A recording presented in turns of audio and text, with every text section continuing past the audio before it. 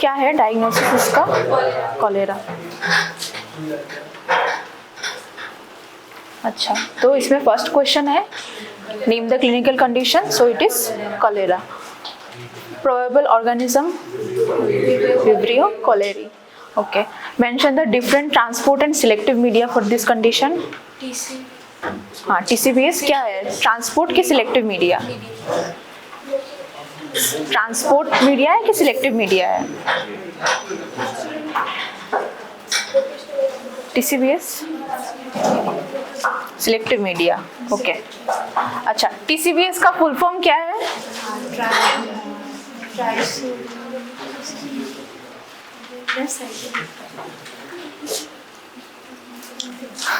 बताओ बताओ, और कोई बताओ, TCBS का फुल फॉर्म क्या है? क्या? अच्छा, खड़े होके बताओ। बोलो बोलो, गलती हो गई कोई बात नहीं। हाँ, थियोसल्फेट सिट्रेट है, फिर बाइल सॉल्ट, सुक्रोज, ठीक है। अच्छा, TCBS के अलावा एक और सिलेक्टिव मीडिया का नाम बताओ जो यहाँ पे यूज करेंगे हम लोग। अच्छा, डिफरेंट ट्रांसपोर्ट मीडिया क्या यूज करोगे यहाँ पे? ट्रांसपोर्ट मीडिया में आएगा तुम्हारा ये VR मीडिया, मतलब वेंकटरमन रामकृष्णन मीडिया और कैरी ब्लेयर मीडिया, ठीक है। याद आया ना? या फिर पढ़ा ही नहीं कभी कुछ? ऐसा नहीं है कि मैं बस यहाँ पे तुमको आंसर दिखा रही, पूछ रही हूँ क्वेश्चन, याद करते जाना ताकि मतलब क्रॉस चेक हो जाए यहाँ के आंसर में जो लिखा है ना, ठीक है। ऑर्गेनिज्म क्या है? विब्रियो कॉलेरा, ठीक है। अच्छा, ये इसका ग्राम स्टेनिंग में इसका इंटरप्रिटेशन क्या होगा? Gram negative. हाँ, और TCBS में मतलब कैसे कॉलोनीज मिलेंगे इसके? कौन बोला? येलो। येलो, हाँ, येलो कॉलोनीज मिलेगा। जो क्वेश्चन था ना पहले, इसी में है, यही है ना TCBS। अगर इसका येलो कॉलोनीज ये है, इसके ग्राम स्टेन जो इंटरप्रिटेशन मिलेगा उसका। अच्छा, फोर्थ क्वेश्चन है name the toxins and there mechanism of action. हाँ, उसका मैकेनिज्म ऑफ एक्शन क्या है? क्या है? हाँ हाँ, तो how the toxins causes diarrhoea, ये मैकेनिज्म ऑफ एक्शन कोई बता सकता है?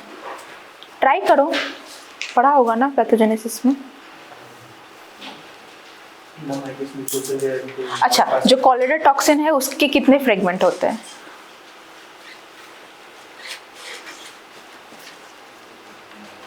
Fragment A, fragment B। अच्छा, मैं एक पिक्चर दिखाती हूँ, पिक्चर से मुझे मैकेनिज्म ऑफ एक्शन समझाना इसका। हाँ,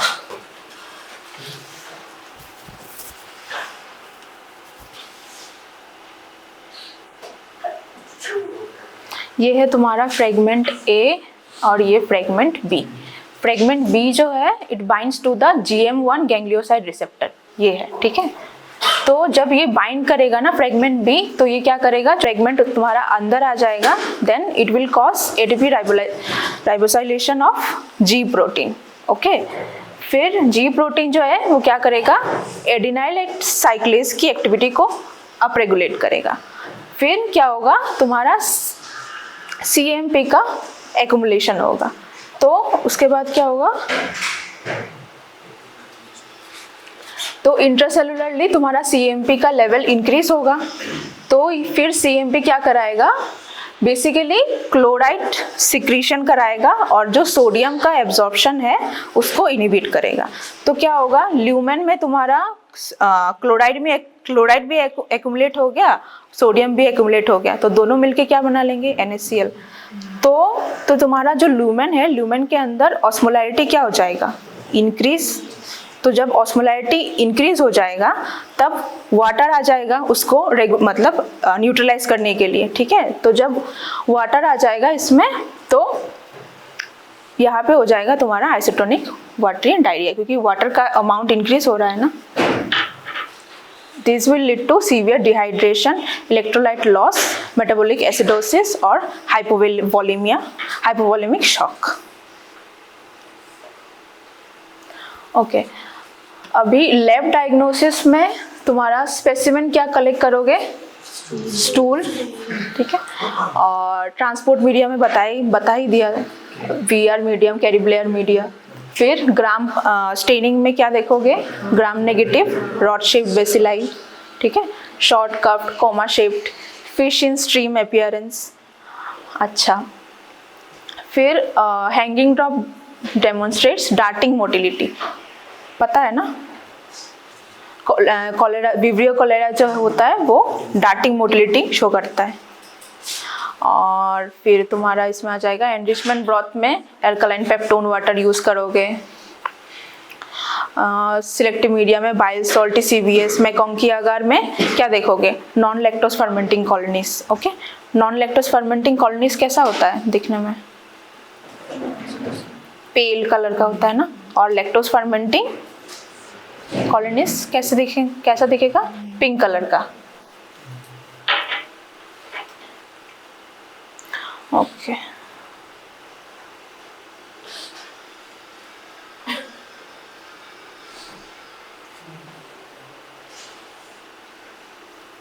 ये तुम्हारा darting motility of vibrio cholera.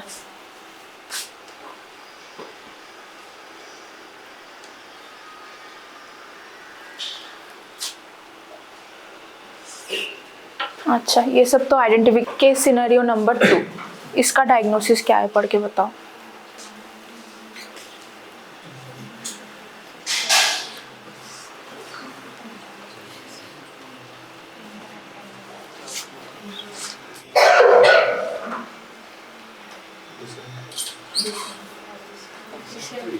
Dysentery caused by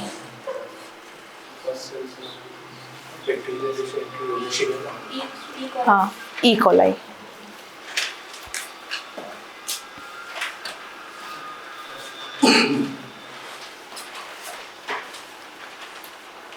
तो क्लिनिकल कंडीशन क्या आ जाएगा? डिसेंट्री और probable organism E coli. Lab diagnosis of this condition. अच्छा बताओ, लैब डायग्नोसिस में क्या क्या पॉइंट्स? ये भी तो लॉन्ग क्वेश्चन के लिए पढ़ा होगा ना। डिसेंट्री बताओ, कुछ तो बताओ। अच्छा बताओ ना, बताओ। अच्छा, ग्राम स्टेनिंग में क्या देखोगे ये बताओ। ग्राम नेगेटिव बेसिलाई।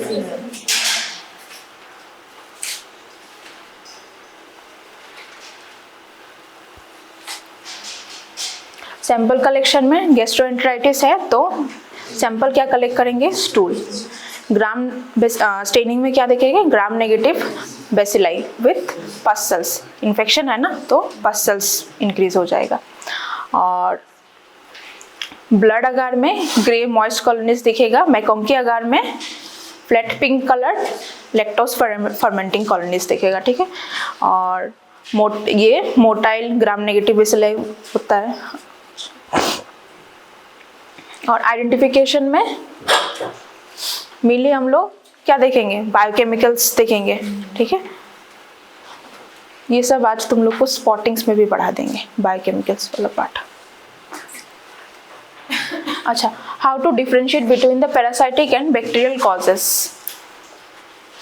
डिसेंट्री पैरासाइट भी कॉज कर सकता है, पता है ना? कौन सा पैरासाइट कॉज करेगा? Entamoeba histolytica.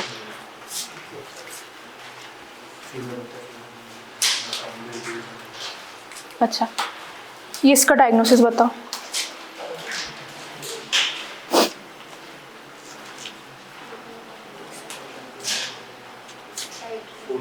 बाकी एंटामीबा हिस्टोलाइटिका के बारे में डिटेल में पढ़ना ही है। बताओ, एंटामीबा का जो ट्रोफोजोइट होता है वो मोटाइल होता है कि नॉन मोटाइल होता है? मोटाइल। मोटाइल होता है ना, क्यों? Because of the presence of pseudopodia, ठीक है। सिस्ट में कितने न्यूक्लियाई होते हैं? क्वाड्रीन्यूक्लिएटेड सिस्ट। अच्छा, इसका बताओ डायग्नोसिस पहले। Food poisoning. अच्छा, फूड पॉइजनिंग मतलब फूड पॉइजनिंग। अच्छा, फूड पॉइजनिंग कौन कौन सा बैक्टीरिया कॉज कर सकता है? बताओ कुछ बैक्टीरिया के नाम बताओ। हाँ फिर, हाँ फिर, और यहाँ पे स्पेसिफिकली क्या डायग्नोसिस होगा? कुछ तो बज़वर्ड होगा ना क्वेश्चन पे। ये ग्राम स्टेनिंग भी देख सकते हो, देख के फिर तुम्हारा ये MYPA अगर ये किस बैक्टीरिया के लिए यूज होता है, ये सभी तो हिंट्स है। Complaints of fever, vomiting and diarrhea. All of them had taken fried rice in a party 4 to 6 hours back. Incubation period देखो, फ्राइड राइस की हिस्ट्री देखो और सिलेक्टिव मीडिया देखो। देखिए क्या डायग्नोसिस बनाओगे इसका। बताओ बताओ, हाथ उठाया था ना तुमने?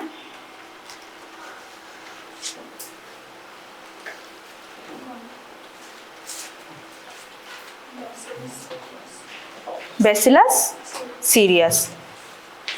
बैसिलस सीरियस, हाँ बैसिलस सीरियस में अगर, अच्छा बैसिलस सीरियस जो है वो कितने टाइप के टॉक्सिन प्रोड्यूस करता है? 2 टाइप्स। क्या क्या? जुड़ते को क्यों से को?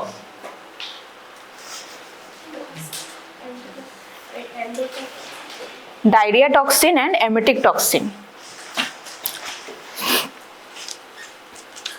तो अगर ये एमिटिक टॉक्सिन, जैसे कि फ्राइड राइस की हिस्ट्री दे रखी है, तो जब कभी भी तुम्हें फ्राइड राइस की हिस्ट्री दे रखा होगा मतलब ये due to the production of emetic toxin होगा।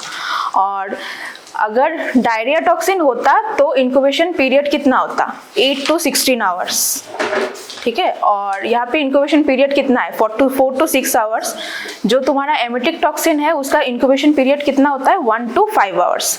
तो इंक्यूबेशन पीरियड देख के भी तुम लोग आइडेंटिफाई कर सकते हो कि the symptoms are due to emetic toxin. ठीक है,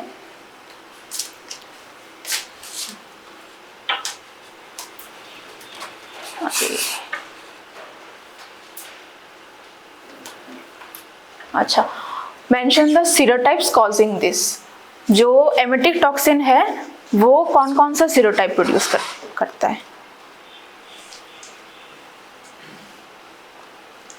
बेसिलस सीरियस नहीं पढ़ा, फूड पॉइजनिंग नहीं पढ़ा। फूड पॉइजनिंग तो लॉन्ग क्वेश्चन आता है।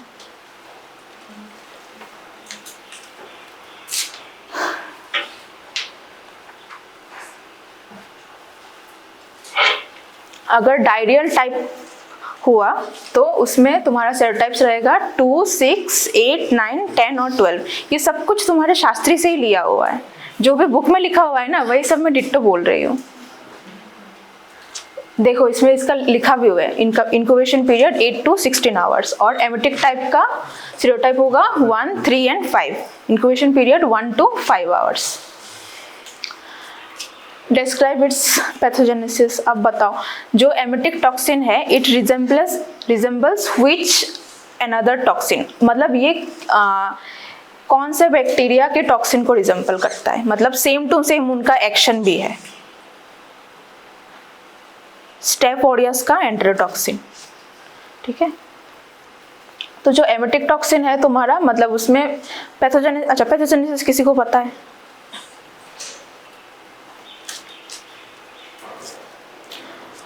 तो जो एमिटिक टॉक्सिन है मेनली वो एक heat stable pre form toxin है। प्री फॉर्म टॉक्सिन का मतलब क्या है? हाँ, पहले से फॉर्म तो ठीक है, मतलब जो टॉक्सिन है वो तुम्हारा मतलब फूड कंजम्पशन से पहले ही फूड में रिलीज हो जाता है। ठीक है, जो एमिटिक टॉक्सिन है वो, इसीलिए उसका इंक्यूबेशन पीरियड शॉर्ट है कंपेयर टू डायरियल टाइप। ठीक है, क्योंकि डायरियल टाइप जो डायरियल टाइप टॉक्सिन है वो तुम्हारा प्री फॉर्म नहीं होता। मतलब वो जो टॉक्सिन है वो टॉक्सिन अगर तुम फूड कंजम्पशन के बाद जो है वो टॉक्सिन तुम्हारे इंटेस्टाइन में रिलीज होगा। और जो एमिटिक टाइप ऑफ टॉक्सिन है वो तुम्हारा एक प्री फॉर्म टॉक्सिन है, मतलब ऑलरेडी वो फूड में रिलीज हो रखा होगा, तब तुम कंज्यूम करोगे तब जाके तुम्हारा सिम्टम्स अपीयर होगा। ठीक है, तो एमेटिक टॉक्सिन का काम बेसिकली वही है, तुम्हारा इंटेस्टाइन में एक्ट करता है, ठीक है, इंटेस्टाइन मोटिलिटी वगैरह बढ़ाता है। और इसमें वॉमिटिंग इसलिए होगा क्योंकि जो हमारा वॉमिटिंग सेंटर है उसको भी वो स्टिमुलेट कर देता है, इसीलिए पेशेंट को कंपेयर टू तुम्हारा एब्डोमिनल क्रैम्प्स, डायरिया, वॉमिटिंग के सिम्टम्स उसको ज़्यादा होंगे।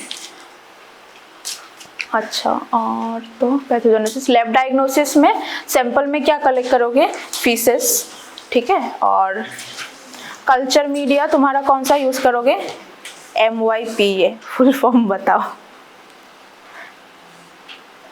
क्वेश्चन में लिखा भी हुआ था। मैनिटोल, फिर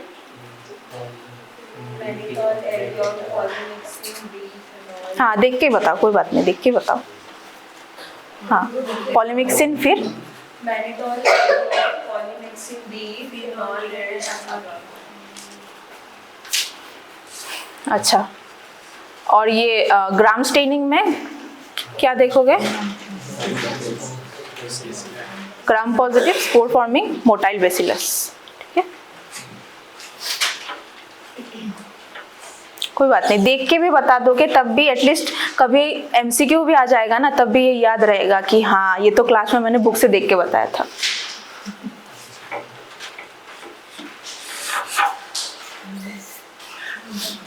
अच्छा, लास्ट क्वेश्चन, इसका बताओ, प्रोबेबल डायग्नोसिस।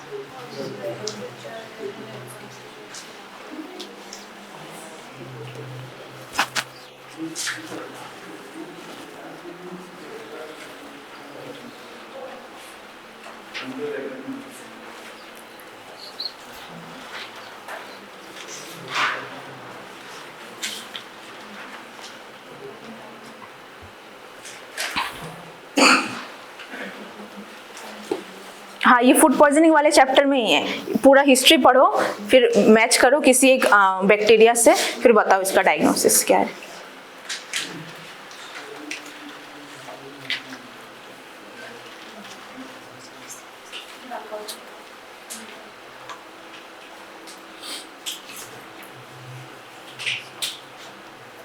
अच्छा, जो सिम्टम्स है ना, blurred vision, constipation after eating home canned food, ठीक है, वो सब सर्च करो, बुक में मिलेगा।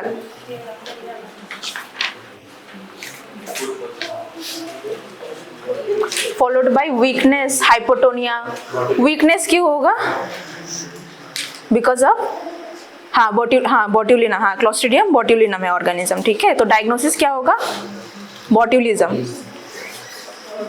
अच्छा, इसमें वीकनेस क्यों आता है? बिकॉज ऑफ हाँ, मतलब लो एसिटाइल कोलिन हो जाएगा। अच्छा, हाँ, तो लो एसिटाइल कोलिन अगर होगा तो क्या होगा? हाँ, मतलब एसिटाइल कोलिन की रिसेप्टर को ब्लॉक कर देगा, तब क्या होगा? एसिटाइल कोलिन रिलीज नहीं हो पाएगा। अगर एसिटाइल कोलिन रिलीज नहीं हो पाया तो तुम मतलब क्या होगा? तुम्हारा मसल जो है वो स्टिमुलेट नहीं होगा, तुम्हारी स्टिमुलेशन जो है वो आगे नहीं जा पाएगा, ठीक है, तो मसल कॉन्ट्रैक्शन नहीं होगा। इस वजह से क्या होगा? Flaccid paralysis. Because of paralysis there will be weakness. फिर हाइपोटोनिया क्यों होगा?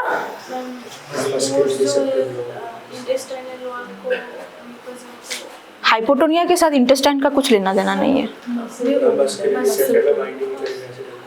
हाँ, because of the loss of reflexes mainly. अच्छा, she also has difficulty in eating and breathing. ये क्यों होगा? ये किस सिम्टम्स की वजह से होगा? हाँ, कॉन्स्टिपेशन तो ठीक है, और ब्रीदिंग। अच्छा, ब्रीदिंग डिफिकल्टी क्यों होगा? हाँ, रेस्पिरेटरी मसल्स भी पैरालाइज हो जाएंगी इस वजह से। On lab laboratory, gram staining of smears made from suspected food reveals gram-positive non-capsulated bacilli with subterminal oval bulging spores। ठीक है, तो ये भी इंडिकेट कर रहा है कि जो तुम्हारा क्लोस्ट्रीडियम है वो ग्राम पॉजिटिव बेसिलाई है, ठीक है।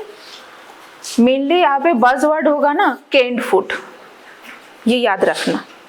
इसमें केन फूड था, फिर तुम्हारा जो चाइनीज फूड या फ्राइड राइस, अगर ये बज़वर्ड होगा तो बैसिलस सीरियस होगा। ठीक है, तो ऐसे कुछ क्वेश्चंस में कुछ ऐसे स्पेसिफिक बज़वर्ड्स रहेंगे जिससे तुम लोग आइडेंटिफाई कर सकोगे कि हाँ इसका ये डायग्नोसिस है। अच्छा, नेम द प्रोबेबल ऑर्गेनिज्म, हाँ ये तो हो गया clostridium. Other clinical conditions caused by this organism, क्या और क्या कॉज करेगा बताओ, बुक में देख के बताओ। हाँ क्या, हाँ डिस्फेशिया, हाँ ये मेनली तुम्हारा, ये सब तो सिम्टम्स हो गया। और क्या, क्लिनिकल कंडीशन। क्लिनिकल कंडीशन जो है वो एक ब्रॉड टर्म है। ठीक है, ये जो केस सिनेरियो है ये बेसिकली तुम्हारा फूड बॉर्न बॉट्यूलिज्म है। इसके अलावा और क्या है, देखो बुक में लिखा होगा फूड बॉर्न बॉट्यूलिज्म के नीचे, हाँ वुंड बॉट्यूलिज्म, इन्फेंट बॉट्यूलिज्म, इसके भी नीचे और भी 3-4,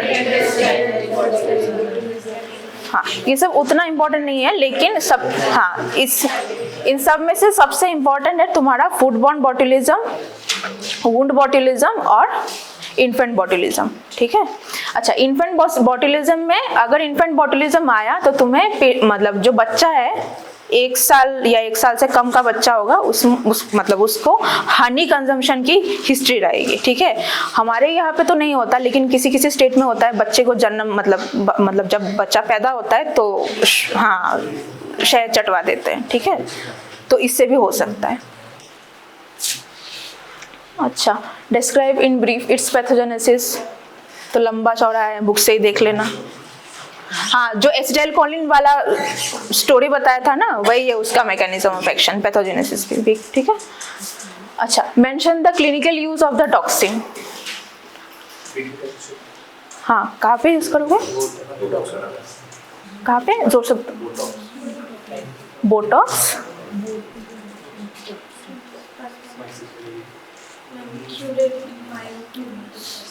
हाँ मायोक्लोनस, क्यों,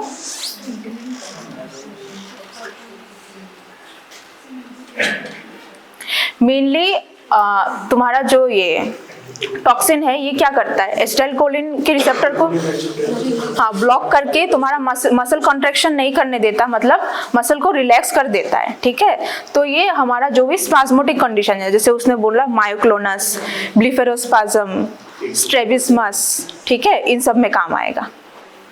ये सब डायरेक्ट तो बुक में नहीं लिखा, डायरेक्ट तो नहीं लिखा हुआ है, लेकिन लिखा हुआ है शायद किसी जगह।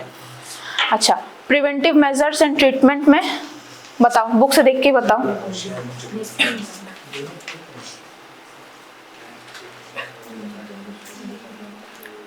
कौन सा टॉक्सिन दोगे, एंटीटॉक्सिन दोगे, हाँ बॉटुलिनम एंटीटॉक्सिन दोगे। और क्या करेंगे हम लोग, अगर पेशेंट को रेस्पिरेटरी पैरालिसिस हो गया, फ्लैसिड पैरालिसिस हो गया, तब पेशेंट सांस नहीं ले पा रहा है, क्या करोगे उसके बाद, ब्रोंकोडायलेटर तो ठीक है, और क्या करोगे, पेशेंट ब्रोंकोडायलेटर तब काम करेगा जब तुम्हारा ट्रैकिया या फिर तुम्हारा एल्वियोलाई ब्रोंकस में कुछ पैथोलॉजी होगी, यहाँ पे रेस्पिरेटरी मसल ही काम नहीं कर रहा, तब क्या करोगे,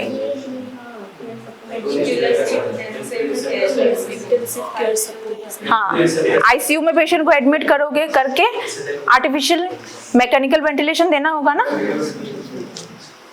ठीक है,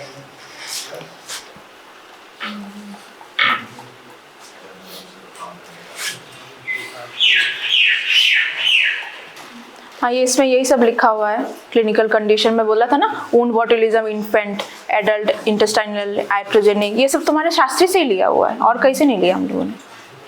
और ये पैथोजेनेसिस भी मैंने बोल ही दिया था। हाँ, स्पाज्मेटिक कंडीशंस लाइक स्ट्रेबिस्मस, ब्लीफेरोस्पाज्म, मायोक्लोनस। और ये इसमें आईसीयू सपोर्ट लगेगा पेशेंट को। इन वुंड बॉटुलिज्म उनको क्लीनिंग, उसकी डिब्राइटमेंट करेंगे, फिर एंटीबायोटिक्स वगैरह देंगे, यही सब। ठीक है, बस।